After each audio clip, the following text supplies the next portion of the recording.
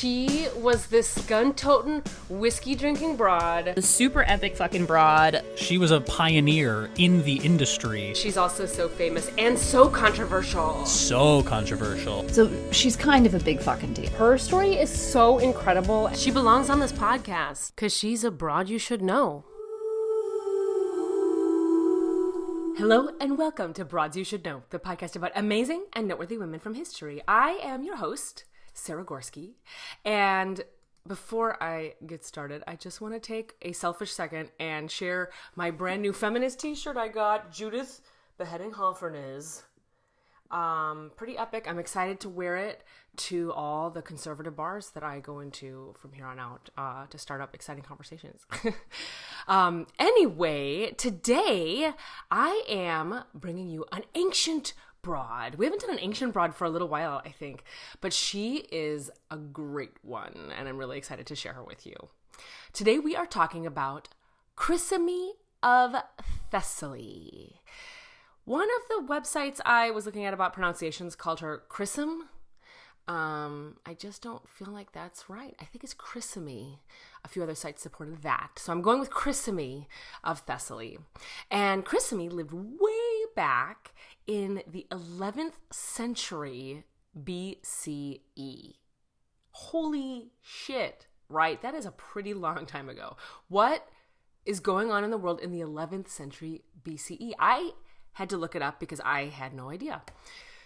It turns out that this century saw the end of the Shang dynasty and the beginning of the Zhou dynasty in China. Over in Athens, Greece, we have what historians more or less think of as the transition out of the mythological period of Greece, with King Codrus, who died in this century, being the last king whose account appears in those more mythological texts. And he also apparently was the last king that held absolute power in that region. Lots of things splintered off after that. This is also the century that sees King David from the Bible. You know, David and Goliath, that's him. And a lot of the Old Testament stories and kind of the foundations of Judaism really happened in this time period.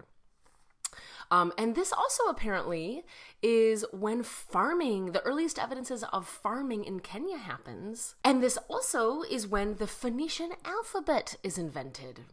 This is the alphabet that would become the foundation for many languages after it, including Greek and Old Italic. And it was also the language that was used to transcribe a bunch of oral-only languages of that time period. So, like, the languages were written down for the first time in the Phoenician alphabet, and that includes Hebrew and Old Aramaic. Isn't that interesting? I thought that was really interesting. And this is also the century of our broad, Chrysame of Thessaly. And this broad, y'all, she is an epically genius strategist. We pretty much only know about her this singular story because she appears in this big history book by Polyaenus, who is a Greek historian. And this book was called Stratagems in War, this giant tome. And he wrote it in the 2nd century BCE, which is a whopping 1,000 years after Chrysame actually lived, right? And that's the only source we have, and it's, as with most of these ancient texts, it's like this little pocket of a story. So we don't know much about her or her life or who she was or what she did after this, but this story we know. And the story goes that there was this Greek ruler named Cnopus. Sounds like a Dr. Seuss character. And he was looking to invade and capture the Ionian colony at Erythrae, which is also called Erythrae in the time period. And before Cnopus strapped on his invading boots, he did what many leaders of this time period did, and he consulted an oracle. And this oracle apparently told him to place the entire Erythrae expedition in the hands of a Thessalian priestess of the goddess Hecate, or Hecate, as she's more commonly known today. Now, Cnopus was apparently a little taken aback, a little surprised at those instructions, but ultimately he believed and feared in the commands of the gods, so he complies and he sends a delegation to Thessaly to ask them to send him such a priestess. And the priestess that they send is none other than Chrysame. And Chrysame, being a priestess of Hecate, had a huge knowledge of herbs and medicines and animals and nature. When we think modern day of herbalists and actual witches, not like the Halloween kind and not the fake persecuted witches that we've seen in the, in the Middle Ages and beyond. And so they send her Chrysame. And as Chrysame is preparing for her journey, she chooses a huge, strong, and absolutely magnificent bull. And she has his horns covered with gold leaf, and they drape decorative garlands of flowers and gold embroidered ribbons all over him, and he's fucking beautiful, right? This bull is like stunning, and this stunning symbol of like wealth and everything that was, so great. And is so great, I guess, at this time period. Nothing's changed. But Chrysame also gives orders that the bull is to be kept in a special stall and that he was supposed to be fed a certain medicinal herb mixed into his regular food.